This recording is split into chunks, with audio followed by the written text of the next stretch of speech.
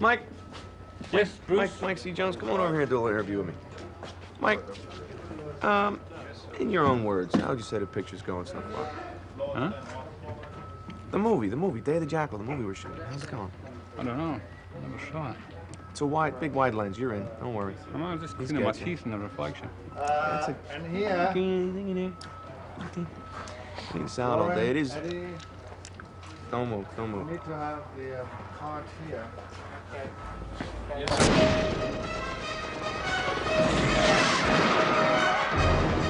Go now. We'll send you back to prison. Remember, public and brutal.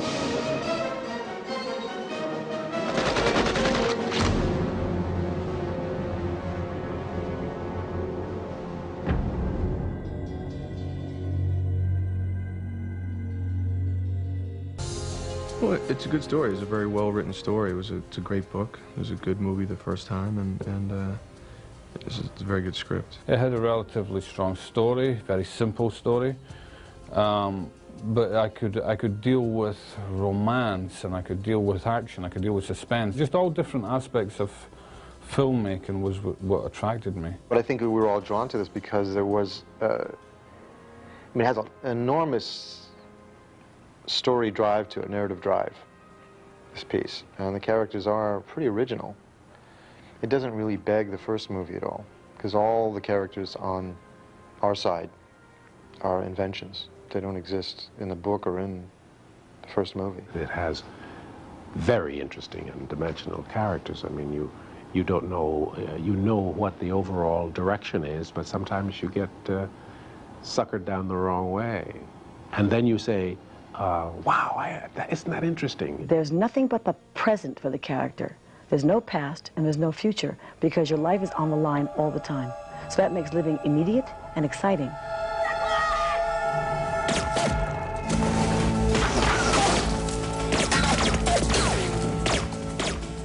Once you've got your leads cast, it's important, I always feel, to surround them with the best possible quality of actor, because what happens then is it elevates everyone. If you've got, you know, when you have someone like Diane Venora, who's a classically trained actress, when you have her come along and she nails it, bang, bang, bang, these guys have got to step their game up, and they have to be as good as that because their professional pride won't let them fall below that. So you're basically, you know, you're trying to create a situation where the group is going to lift everyone. My character's name is Valentina Koslova. I am a major from the Federation Militia, which is a Russian branch of government.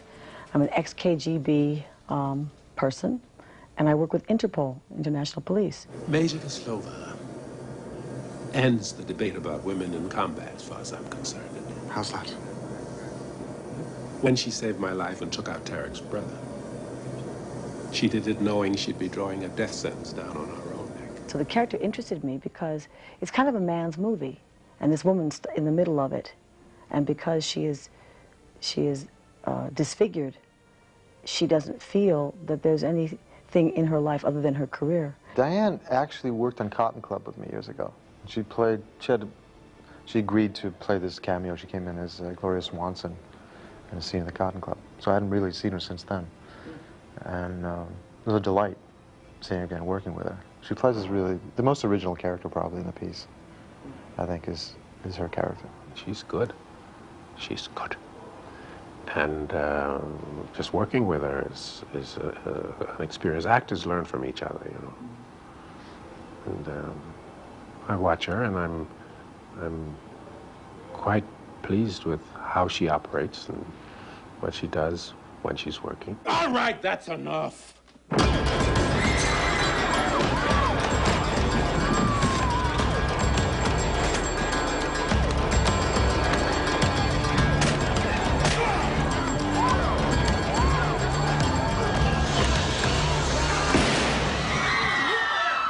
As usual in Hollywood, you sort of sit around and you say, what we need here is a Sidney Poitier type.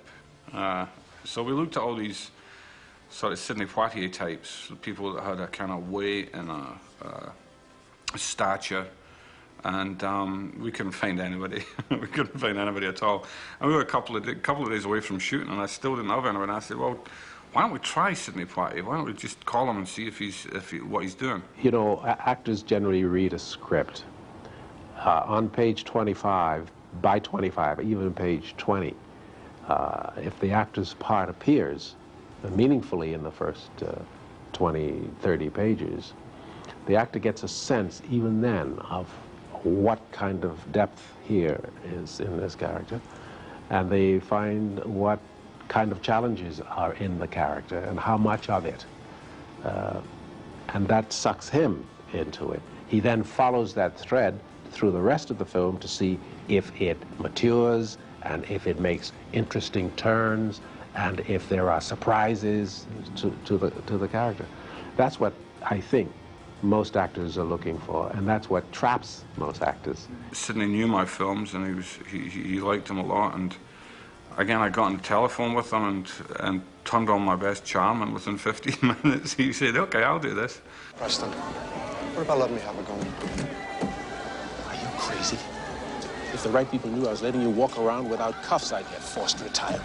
Sidney brought an enormous amount to this character, Preston. I mean, I keep telling him, I didn't know what to do with that character. Seemed, but he's brought so much to it, so much investment. You know, he's such an extraordinary person that he brings that with him and empowers a character like that in ways that you could never write. So the combination of the man and the script did me in. I know that Jackal set you up in that arms deal in Libya. I know Isabella was wounded when you walked into the trap. I also know that it was the business you had chosen. Did you also know that Isabella was pregnant when she got shot? That our child didn't survive? I was interested in taking someone and making them play something that they weren't normally known for. Richard normally plays professional types, you know, doctors or lawyers or politicians or what have you. I was interested in taking him and not playing him as a professional, but playing him as an everyman, and letting just the more visceral side of his personality come through, as opposed to the intellectual side. Richard is quite a remarkable actor. He is a consummate actor. He is so unpredictable as to what's going to happen with him next on the screen. There is an immediacy, and there is a kind of energy that is volatile. He's got, I don't know how to say the word, untiring energy. And he kicks everything up into an interesting gear, which brings you all up. You know, it's like playing with a great tennis player. I think emotionally, spiritually, it's a very understandable character. Like any soldier, frankly, in any war. Trained to kill, believes in what he's doing. The reality of death it weighs heavy on his soul. What are you gonna do, Declan? Just can't seem to protect any of your women. Let her go. She's nothing to do with this. Now you can save this girl. What's your name? Maggie. Maggie. You can save Maggie, you see? You can save her right now. You just have to put down your little gun. Okay? As I say, it's a kind of cat and mouse thriller. It's kind of two separate stories, two separate films. One is what Bruce Willis is doing, and the other one is what the others are doing. I thought I was going to be working with Sidney Poitier and Richard Gere and Diane Venora, and then I'd see Richard and Sidney, and I'd say, how's your movie going? And I'd say, fine. And they'd ask me how my movie was going. But we all worked in separate little units, separate little compartments of the film. Yeah, everyone asked me, so what's it like working with Bruce? I said, I don't know, I haven't seen him. We have 2 movies here. So he came in and I said, how's your movie going? I said, great, how's yours? Great, terrific. The character of the Jackal is what really interested us. I mean, he's such a great character, and it was very much one of those, they almost got him, then they don't. It's a piece that they can't get ahead of. And because they cannot, they are going to be listening to every word, watching every motion to try to get ahead of us, but we won't let them.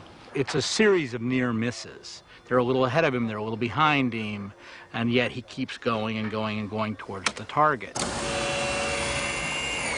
Hey! I give up. Well, I guess the automatic sighting works. Yeah. Thought I was about to sprawl. Well, Lamont, I'm gonna have to speed test it now. Speed test. So, run.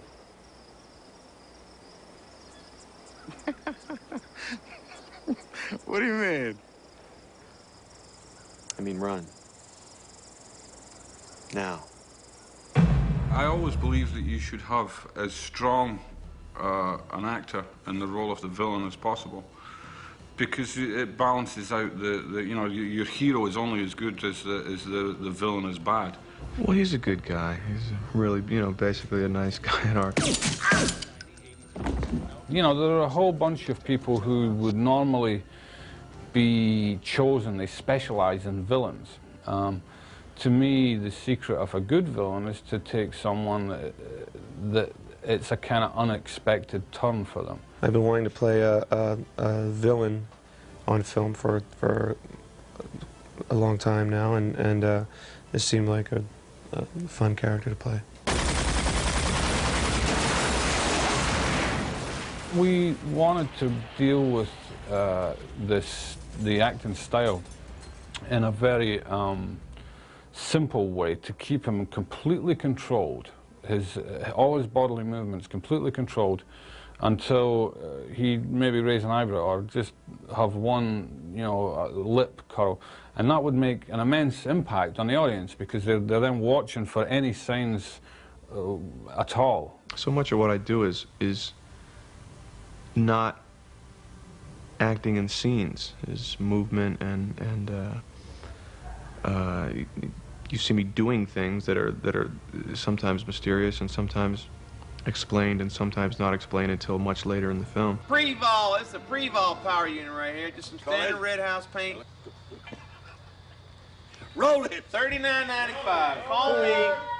I'm your pal, Bruce Willis, and I'll show you how to paint any new or late model Ford Chevy. Action.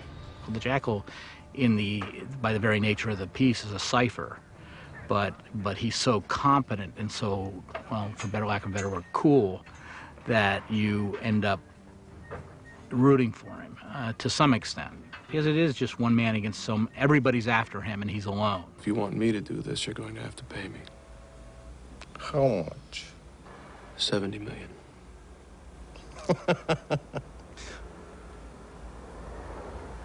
Why not?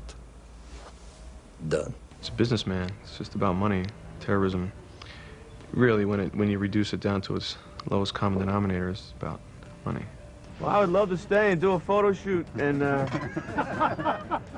Okay, ladies and gentlemen, a little ripple for Mr. Willis. Thank you. No, I don't want any Canadian. I want American money, and I want it now. American money.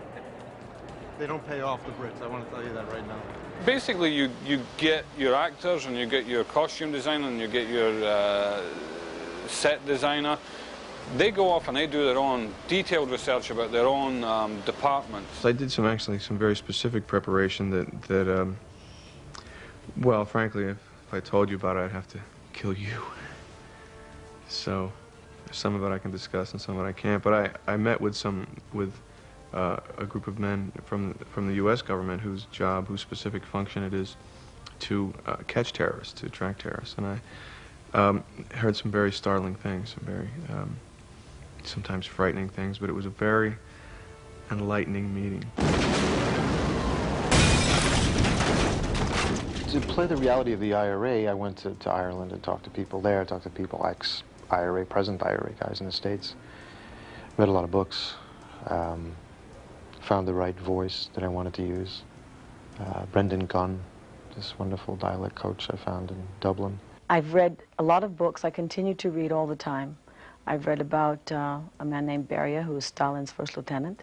I've read about living behind the Iron Curtain, and I've looked at pictures of Russian houses from different classes.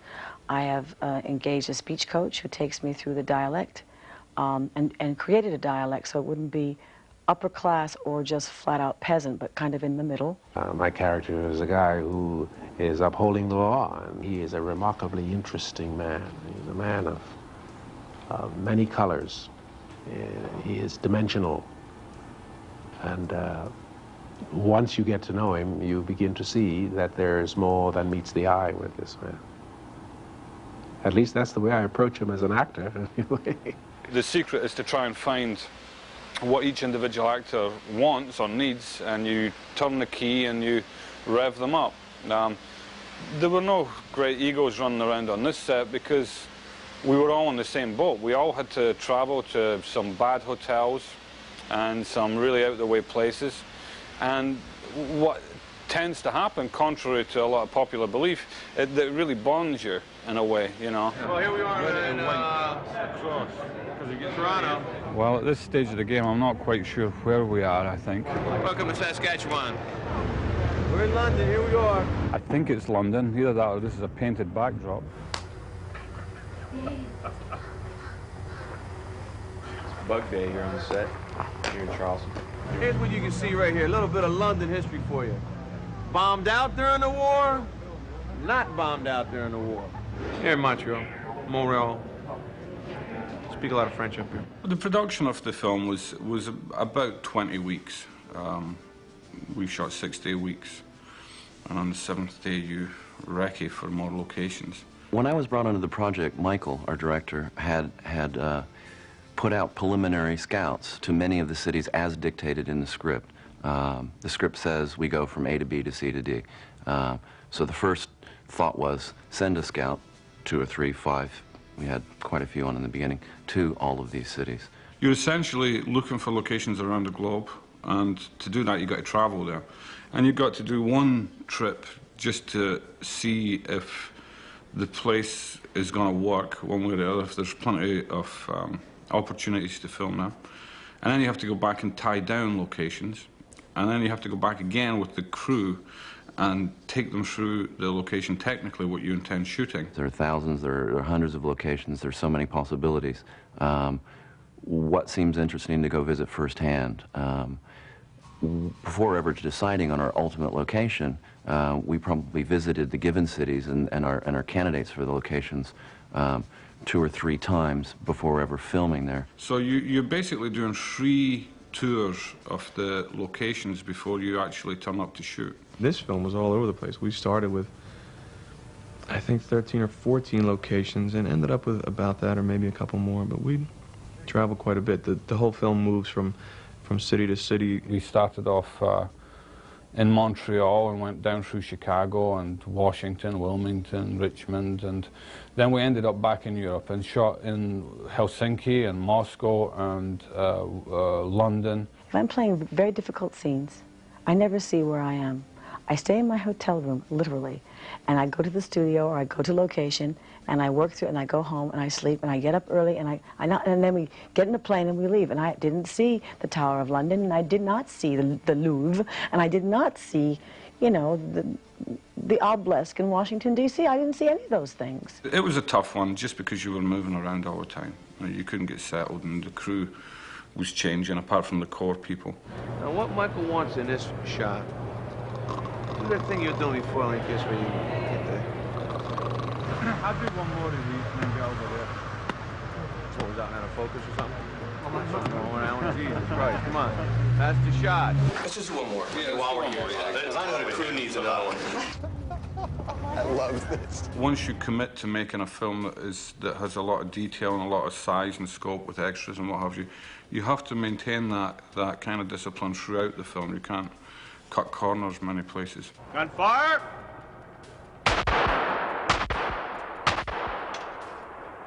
Now, other than pressure, there's nothing going through there. It's magic. Magic. Good night. Thank you very much, sir. When I read the script, I mean, I have, and it changes, mind you, but I have visions of the movie. I mean, I see, as you do when you read a book, you see the environment that the character's walking in or talking in or whatever they're doing in. I mean, it's what we all do when we read. Is that in contradiction to what the director's vision is? Often, yeah. So, I mean, there's a bit of conversation that goes on there to decide what is not necessarily a happy medium, but what works for both of us. What am I adding to it, and what is he adding to it? Hopefully we take the best of both. I'm not, I don't think, a control freak, although I think most of my crew would disagree with me. I tend to like to keep a loose hand on the throttle. I think it's important that you make room for people, for good people to do their work. No, sir. I do love him, really, but I will knock him out. No, sir. I think you have a very creative director here, and he will make absolutely sure you get real good value for the money, and you'll certainly know where you are, and some very clever and very good shots. I'll make it work. I know you will. I know you will, but I want you to get the best out of it. He's not a man to compliment you, because he says, look, I don't give compliments. You got to be confident in yourself, knowing that if I don't say anything, it's cool. I said, I come from enormous rejection, darling. I don't need a compliment. I'm cool. So whenever he said cut, I didn't go, oh, how was it, Michael? How was it? I knew what he meant. Didn't need it. You know, if it works, otherwise he'd say, let's do that again. He's not going to let it look bad. Exceptional. Very nice. Okay, and cut it. You know, you look at his films. I mean, we're all, obviously, before you agree to do a film like this, you look at a man's work, and Michael's work has always been about the people. I think he had a little caution about taking on a picture like this, which in some hands might be pyrotechnic. That was my baseball swing. Go Yankees. He's a very good storyteller, and that really is my criteria for working with any film director. It's a very, very difficult job, and Michael had not only the choreography of all the movement of the Jackal around the world, but also the shooting two separate films at the same time, shooting what my character was doing and also what the good guys who were trying to catch me were doing. It's a lot to keep in your head, and he's worked very hard on it, and I have a lot of admiration for him. Because a film is really, really made in the editing room, it behooves you, it's just smart to get as much material as you can so that you can construct it later. And in that way, you then listen to a lot of what the creative people are saying, and you try and shoot a few alternatives to things just to give yourself an option.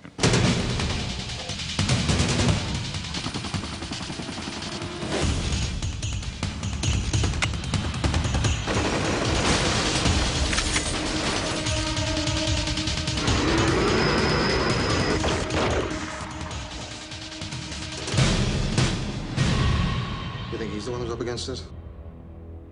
It's the other way around.